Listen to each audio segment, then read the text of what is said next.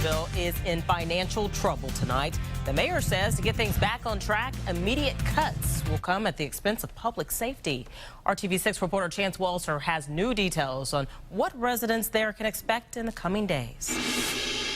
Some are calling it a financial emergency, and city employees and police are going to feel the sting of those budget cuts. I'm very concerned. Police Chief David Counselor oversees 20 officers that patrol the streets of Connersville to keep it safe. To get that job done, those officers ring up at times $12,000 a month in overtime.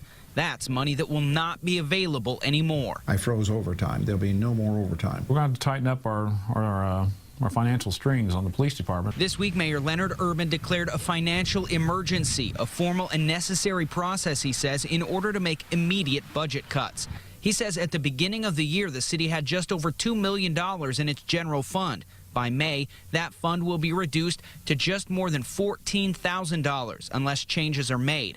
That means no overtime for public safety, no money for new uniforms, a rationing of fuel costs, and all city projects will be halted. Hopefully, I don't have to lay anybody off, but that would be the next step here.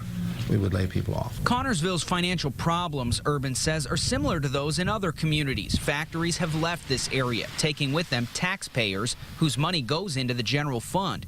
And state-mandated tax caps keep him from asking current residents to chip in more. Chief Counselor says they'll get by one way or another, even if he needs to get in a patrol car. It's maybe to the point at times, especially if I've had people on vacation, that myself and my deputy chief we might have to go out and work a shift. And Mayor Urban says the city will weather the storm one day at a time. We're going to make it. We'll be all right. I just feel sorry for the next mayor because I've only got a year and a half to go. The new mayor will have 4 years to go. Chance Walser, RTV6. Mayor Urban says while overtime cuts are necessary, he will approve overtime for public safety in an emergency situation.